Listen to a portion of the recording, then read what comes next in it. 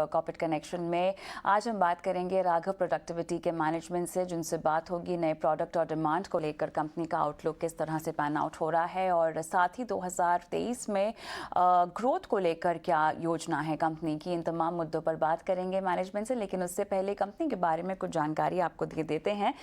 दुनिया में silicon diamond mask की सबसे बड़ी उत्पादक है ये कंपनी, और इतना ही नहीं, अगर देखा जाए तो सिलिकॉन डायमंड मास्क बनाने वाली अकेली लिस्टेड कंपनी भी है ये।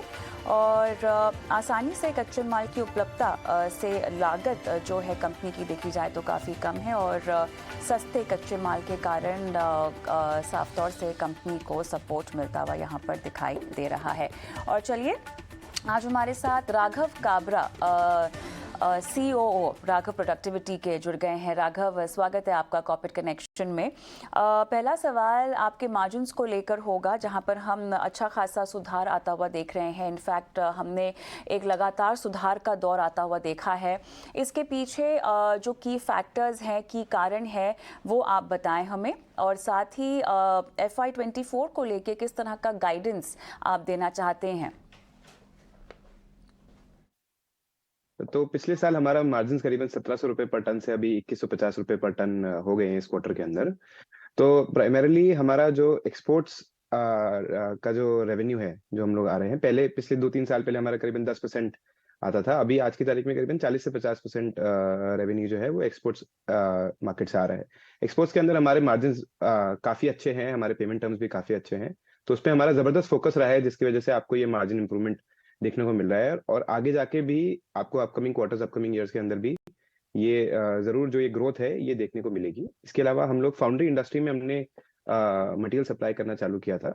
वहां पे पर फाउंड्री मटेरियल काफी कम लगता है, लेकिन नंबर ऑफ फाउंड्रीज बहुत ज्यादा हैं, और हमको जो मार्जिन मिलता है वो काफी ज्यादा मिलता है।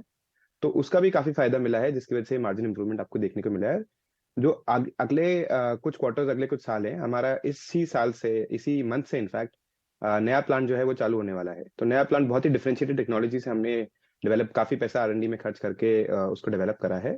तो उसके अंदर जो हम मटेरियल बनाएंगे वो हमारे ओल्ड प्लांट से काफी बेटर होने वाला है। तो जो एंड हमारे कंज्यूमर स्टील प्लांट और फाउंड्रीज, उनको जो प्रोडक्टिविटी एनहांसमेंट हम लोग जो सोल्यूशन प्रोवाइड करते हैं वो और ज्यादा होने वाला है। तो उस वजह से we will be able to charge a better price, और उसकी वजह से हम लोग को काफी ज्यादा मार्जिन इंप्रूवमेंट देखने को मिलेगा।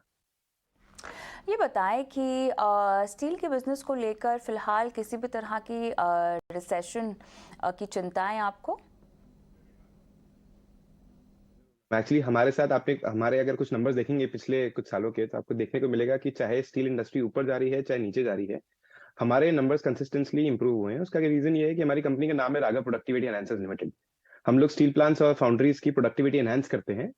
होता क्या है कि जब स्टील प्लांट्स का जो भी आप जैसे रिसेशन माने या उनकी डिमांड लो माने, तो उस वक्त वो लोग फोकस करते हैं कि क्या अलग अलग तरीके हैं जिसकी वजह से वो लोग अपनी प्रोडक्टिविटी को बेटर कर सकते हैं, उनकी कॉस्टिंग को कम कर सकते हैं। तब वो लोग हमारे पास आते हैं कि हमारा जो ये बहुत ही यूनिक सॉल्यूशन है, जिससे हम लोग स्टील प्लांट्स की प्रोडक्टिविटी बढ़ा पाते हैं थ्रू रेमिंग मास, जो हमारा प्रोडक्ट है, वो हम लोग के जो जो प्लांट्स हमसे मटेरियल नहीं ले रहे हैं वो हमारे पास आते हैं, हमसे मटेरियल लेते हैं, और फिर खुद की कॉस्टिंग कम करने की और प्रोडक्टिविटी बढ़ाने की कोशिश करते हैं। तो इसीलिए हमें कोई फर्क नहीं पड़ता कि स्टील इंडस्ट्री ऊपर जाती है नीचे जा रही है, हमारे साथ वो चीज का फायदा हमेशा हमको देखने को मिलता ही है। एग्जिस्टिंग प्लान्स के यूटिलाइजेशन लेवल के बारे में अगर मैं सवाल पूछना चाहूँ तो फिलहाल वो स्थिति क्या है? साथ ही किसी भी तरह की नई कैपेसिटीज़ जिसके बारे में आप हमको जानकारी दे पाएँ, जिनमें ख़ास तौर से हम आने वाले समय में रेवेन्यू पोटेंशियल देखते हैं नई कैपेसिटीज़ में। अभी जो हमारा ओल्ड प्लांट है वो हम लोग अभी इसको मतलब पिछले 2 क्वार्टर से फुल कैपेसिटी पे चल रहे हैं, ऑलमोस्ट फुल ऑप्टिमल कैपेसिटी पे चल रहे हैं। और जो नया कैपेसिटी आने वाली है करीबन 1,08,000 टन की, वो हमारी इस महीने से चालू होने वाली है।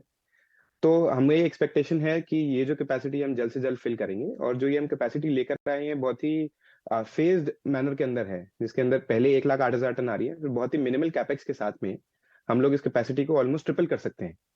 तो जैसे ही ये जो नई कैपेसिटी हम लोग लेकर आ रहे हैं फिल होने लगेगी, हम लोग वो एडिशनल कैपेक्स करके उसी प्लांट के अंदर इस कैपेसिटी को बढ़ाने का काम चालू कर देंगे, जिसमें भी ज्यादा टाइम नहीं लगेगा।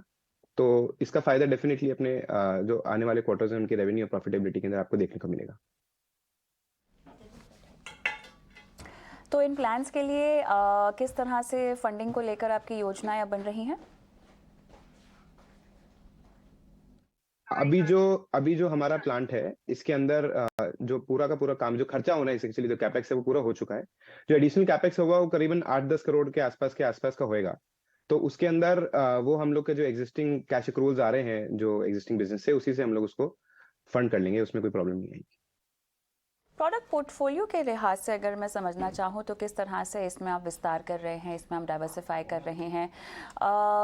कोई क्या ऐसे नए क्षेत्र हैं जहाँ पर आप आगे बढ़कर कुछ नया करना चाहते हैं? तो अभी हमारे काफी मेजर R&D चल रहा है क्वार्ट्ज पाउडर बनाने के लिए, जो कि आर्टिफिशियल मार्बल इंडस्ट्री के अंदर यूज आता है।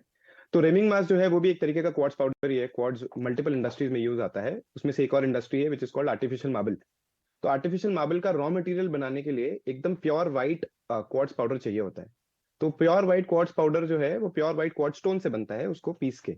प्योर व्हाइट क्वार्ट्ज स्टोन की अवेलेबिलिटी इंडिया के अंदर या वर्ल्ड वाइड बहुत ज्यादा कम है। तो उसको प्रोसेसिंग करना एक बहुत ही डिफिकल्ट टास्क है। तो मार्केट के अंदर जो आर्टिफिशियल मार्बल इंडस्ट्री है उसके अंदर जो अवेलेबिलिटी है प्योर व्हाइट क्वार्ट्ज पाउडर की, वो काफी कम है। हम अपनी जो एक्सपर्टीज है क्वार्ट्ज को पीसने की और क्वार्ट्ज को प्रोसेस करने की, उसमें हमने एक बहुत ही नई टेक्नोलॉजी लेकर आके उसको बनाने की कोशिश कर रहे हैं। तो वो इंडस्ट्री वाइड एक प्रॉब्लम सॉल्व करने की कोशिश कर रहे हैं। उसका पायलट प्लांट ऑलरेडी हमारे प्लांट में चालू है और काफी जल्द हम प्लान करने वाले हैं उसका एक फुल फ्लेजेड प्लांट लगाने की। चलिए, आपके क्षेत्र में बढ़ते हुए कंपटीशन को लेकर अगर आपके मार्केट शेयर को समझना चाहें तो किस तरह से बढ़ाने की योजना है? तो हमारी इंडस्ट्री पूरी कंप्लीटली अनऑर्गेनाइज मानी जाती है। हम लोग सिर्फ इकलौते प्लेयर हैं जो कि ऑर्गेनाइज सेक्टर माने जाते हैं इस इंडस्ट्री के अंदर। अभी करीबन हमारा 10% के आसपास का मार्केट शेयर है। ये 3-4 साल पहले करीबन 2-3% के आसपास का था। और आगे आने वाले क्वार्टर्स और आगे वाले साल में ये डेफिनेटली काफी बढ़ने वाला है, क्योंकि जो एडिशनल कैपेसिटी आ रही है वो हम फिल करेंगे। तो कंपटीशन एनालिसिस तो मैम इस तरीके का है कि हम लोग इकलौते प्लेयर हैं जो कि पैन इंडिया सप्लाई करते हैं। तो रेमिंग मास मैन्युफैक्चरर्स हर क्लस्टर के अंदर है जहां पे भी स्टील प्लांट्स हैं। हम इकलौते ऐसे प्लेयर हैं जो कि जयपुर में बैठ के यहाँ से पैन इंडिया और उसके साथ साथ में करीबन 35-40 कंट्री में हम लोग एक्सपोर्ट भी कर रहे हैं। तो हम इसीलिए कर पाते हैं ये क्योंकि हमारा प्रोडक्ट जो फायदा देता है स्टील प्लांट्स और फाउंड्री प्लांट्स को, वो बहुत ज्यादा है as compare to the cost. इसीलिए हमारा जो प्राइस है, जो लैंडेड कॉस्ट पड़ती है कस्टमर के लिए, वो करीबन 2 गुना या 3 गुना भी पड़ती है उसके जो लोकल कॉम्पिटिटर है उसके मुकाबले। बट फिर भी वो हमारा प्रोडक्ट लेने की कोशिश करते हैं क्योंकि उनको फायदा बहुत ज्यादा है उस चीज से। राघव, बहुत बहुत धन्यवाद समय निकाला और कंपनी की तमाम विस्तार योजनाएं हमारे साथ साझा की। लेकिन राघव प्रोडक्टिविटी में आपको क्या करना चाहिए? Ravi Singh, head of research Share India, हमारे साथ जुड़ गए हैं। Ravi, good afternoon. बताएं किस तरह से दांव लगाना चाहिए निवेशकों को और दर्शकों को?